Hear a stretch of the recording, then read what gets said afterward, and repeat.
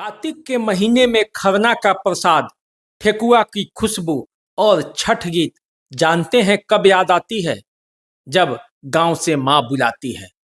बिहार के लाखों प्रवासी चाहे मेहनत और मजदूरी करने के लिए वे गांव छोड़कर शहर गए हों, लेकिन छठ में वे जरूर वापस आते हैं, क्योंकि जब छठ आती है तो माँ गांव से बुलाती है और इसीलिए वे भागे भागे अपने गांव आते हैं और छठी माई के भक्ति में लग जाते हैं। आपको तो पता ही होगा, बिहार से न जाने कितने प्रवासी बाहर जाकर मेहनत और मजदूरी करते हैं। कोई बेटे की पढ़ाई, कोई माई बाबूजी की दवाई और कोई घर के लिए कमाई करने जाता है, लेकिन जब छठ आता है तो वे अपने आप को रोक नहीं पाता है और वो सीधे घर भागे भागे आता है।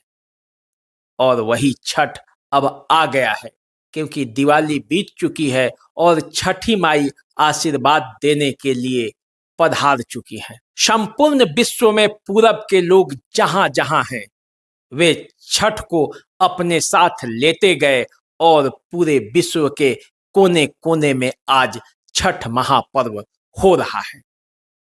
और ऐसे में वो बिहार, वो उत्तर प्रदेश का पूर्वांचल हिस्सा कैसे अपने आप को अछूता रख सकता है, कैसे अपने आप को छठी माई के भक्ति में नहीं डुबा सकता है।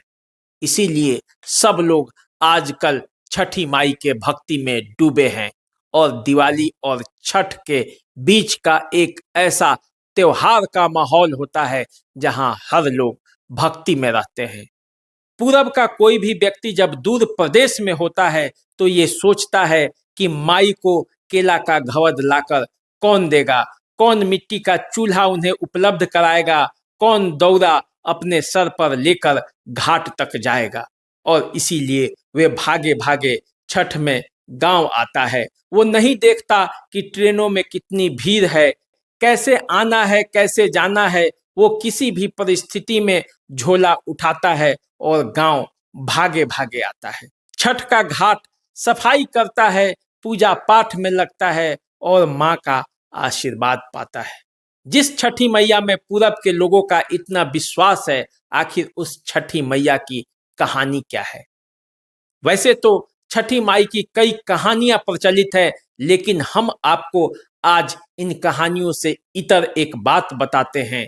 देखिए, पूरा दुनिया तो उगते हुए सूरज को नमन करता है।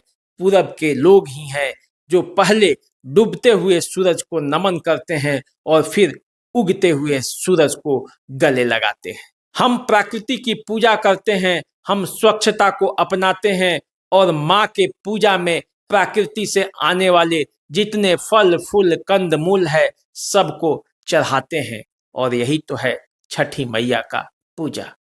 तो बिहार और उत्तर प्रदेश के कई लोग जो अभी अपने गांव से दूर प्रदेशों में हैं, वे बेचैन हैं, क्योंकि उनके घर से बुलावा आया है और वे खुद जो साल भर तक इंतजार कर रहे थे, उनके गांव लौटने की बारी आ गई है।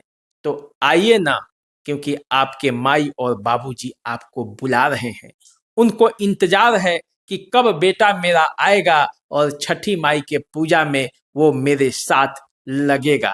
भाई को इंतजार है, माई को इंतजार है, भौजाई को इंतजार है। तो गाड़ी पकड़िए और आइए। हमारी तरफ से आपको भी बहुत बहुत शुभकामना है। छठ मनाइए और छठी माई के भक्ति में लग जाइए।